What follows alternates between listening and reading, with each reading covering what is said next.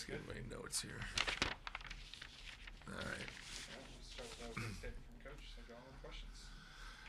All right. Well, took care of business tonight. Thank you to Westminster for coming out and playing. I thought there was some, what you maybe expect. I was hoping to play better, but I think you got to credit them to some, I think you got to credit them. They just do some really funky things that you don't see very often at our level. And Coach Parrish, Norm Parrish, has been a very successful coach for a long time, and we wish them best for the season.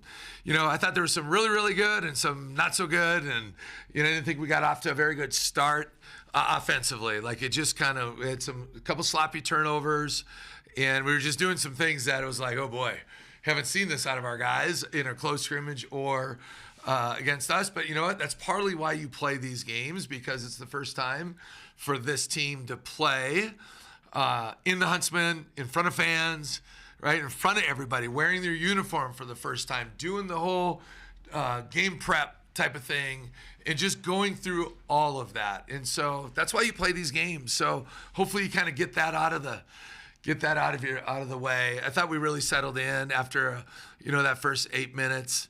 I thought BC and Brandon Carlson and Lovering kind of got us stabilized, so to speak, and kind of made a mini run there. I don't know, probably around the 10-minute mark.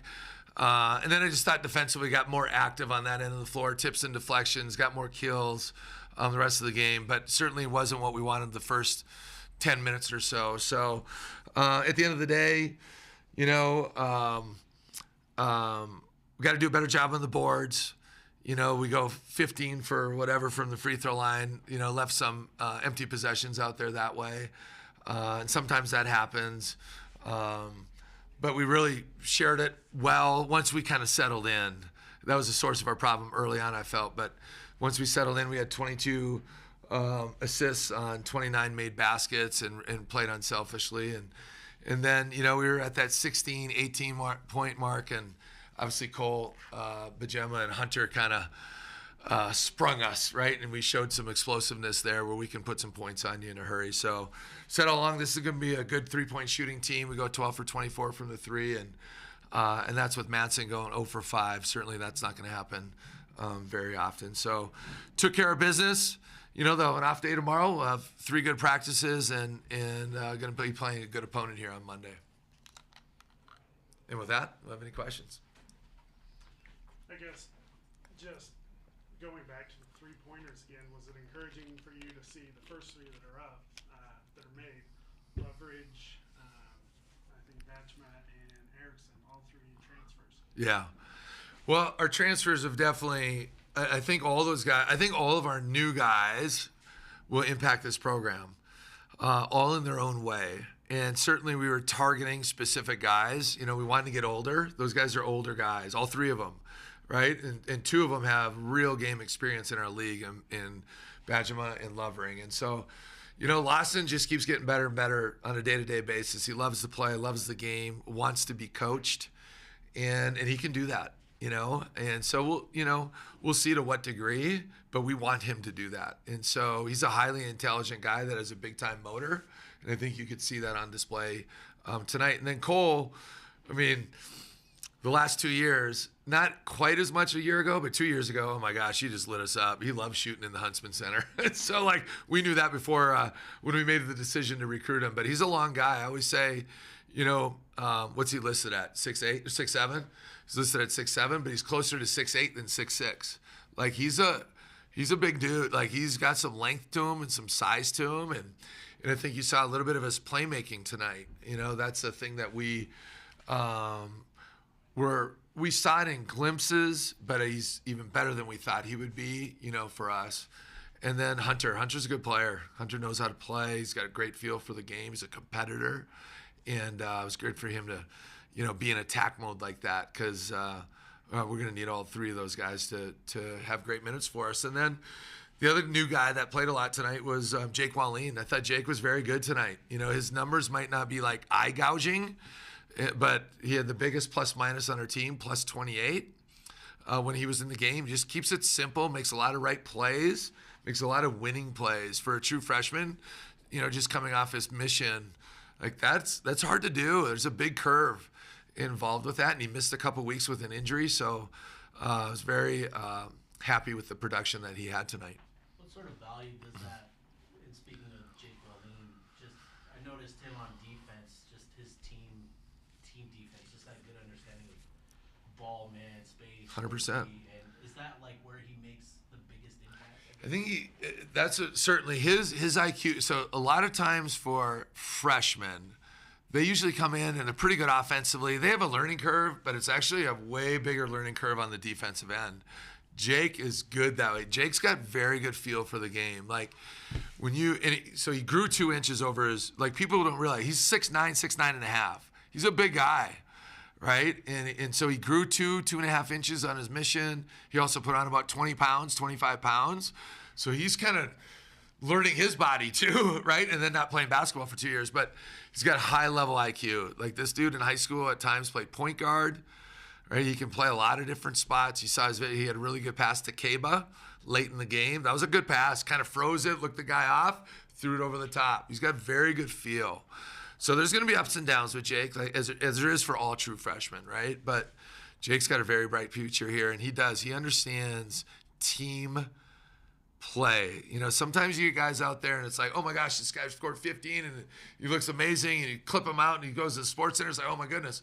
But like when you can just play team basketball and eliminate losing, there's a lot of ways to win games, and he makes a lot of winning plays out there. You talked a little bit about Hunter. He's an older guy, obviously, but maybe hasn't had the minutes at this level Yeah. that some of the other guys you brought in. What's your comfort level right now in playing him big minutes early Oh, in the season? very comfortable with Hunter. Now, we have an advantage. You know, we've had a little bit of advantage, right? We got to have 10 practices this summer and play in Spain and play 4 games in Spain, plus the close scrimmage, and now tonight. We're very comfortable. We're very comfortable with all these guys. We know we have a pretty good feel what to expect from guys. Although the first 10 minutes, I didn't know what was going on for a while there. But Hunter can do it all. Hunter hasn't played a lot of games at this level, although obviously he's played some. I think he averaged 1.1 points a game at BYU his sophomore year. Obviously played at Slick last year, played a ton of minutes, played about 34 minutes a game, primarily playing point guard. I think we can play him. I think he's more of a combo, can play the 1 or the 2. Great vision. He can really, really see the floor. I mean, he can see the floor at a high level. You know, in high school, he's a high-level scorer. I had just moved to Utah when he was a senior in high school at Utah State. But he was a high-level scorer there. And so he can bring it now. And then he's a competitive dude. Like, he is a competitor, right? He's not afraid to get his nose bloody. And you saw he took one to the chin and got right back up and kept on coming. And so we're very comfortable with Hunter. What did you think about rotation of big men that you saw tonight? Obviously, we weren't going to see a ton of Brandon out there, but what did you see between Cabo, Lovery, and Toolson there? Yeah. First of all, I love our front court. I mean, we can do a lot of different things. We're very versatile.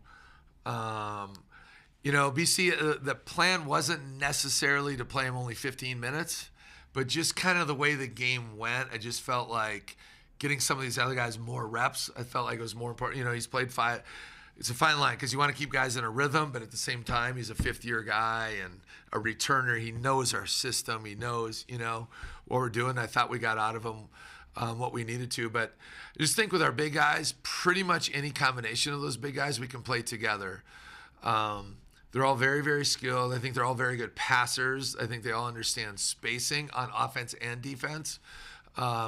Kaba has really improved his passing ability from a year ago. I'm not sure you totally saw that tonight because he didn't get a lot of touches inside.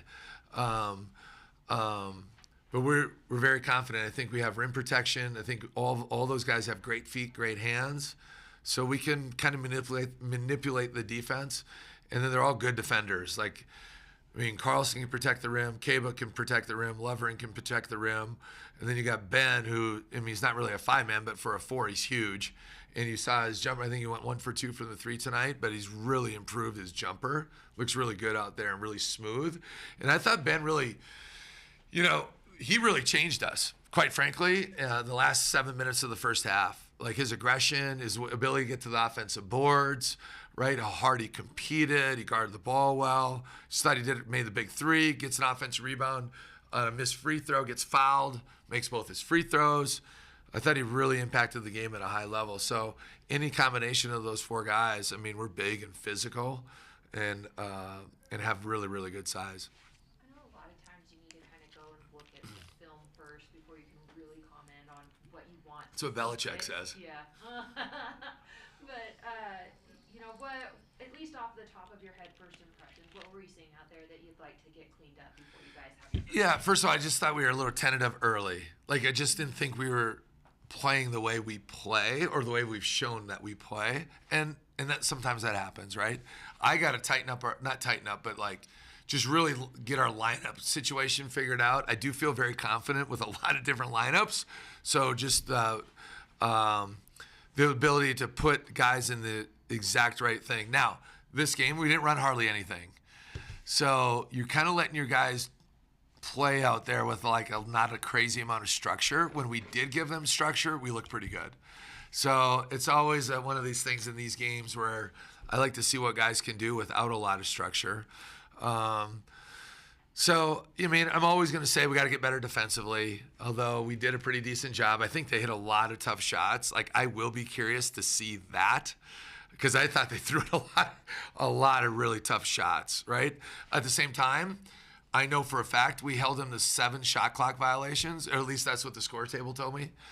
So that's good. It's hard to do. And just because of the unevenness of the game, I mean, it looked like they were milking the clock, right? It's like a football team just running on first down, running on second down, and then when it's 3rd and 8, they're running on 3rd down just to shorten it kind of had that vibe to it for a while, right? So, like, you have to be able to defend long possessions, and I thought we did a pretty good job of that. So, and then we just got to just keep playing connected on the offensive end, just keep making the right play. I just thought we had too many chunks where I didn't think played selfish. It wasn't selfish. We just weren't making the decisions as quick as we need to make them, if that makes sense. You talked a lot about having the opportunity to go over to Europe and how helpful that was for your team. What about the Powder League and these guys being on kind of different teams with other people and being able to take away some info that way?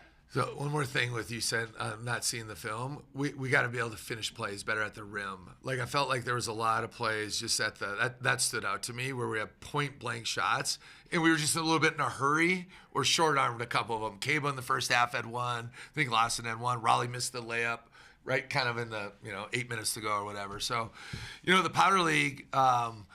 So I think it's a great thing. You play a lot of it's definitely a different type of basketball and brand of basketball, different rules. You got music cranked the whole 48 minutes.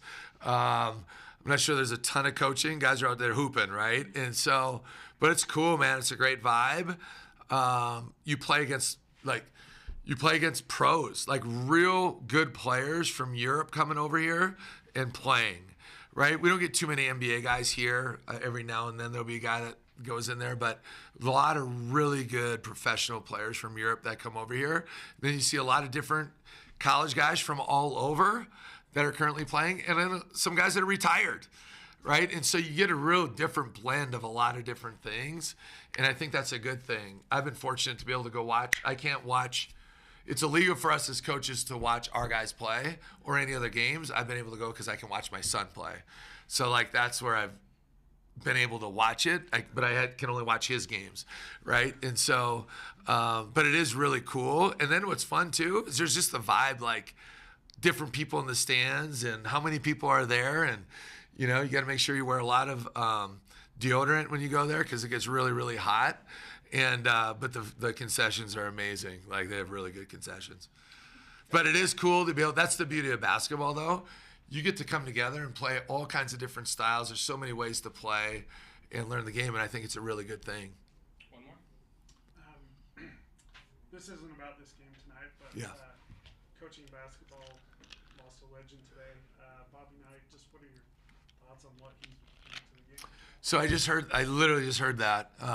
So yeah, it's a tough day for the world of basketball. I mean, obviously, you know, 3 national championships for the University of Indiana, and coaching the Olympic team, and Michael Jordan always said, and coaching Jordan, and I think it was in '84, if I'm not mistaken. And so I never personally met the guy, smart dude, obviously.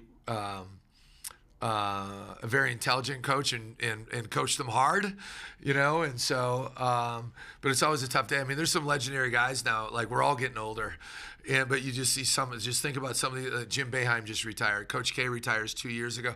I mean, there's some guys now that are legendary guys that are, getting up there. So, yeah, it's a sad day from that respect. And, it's a small community for sure. All right, thank you guys. Go Utes.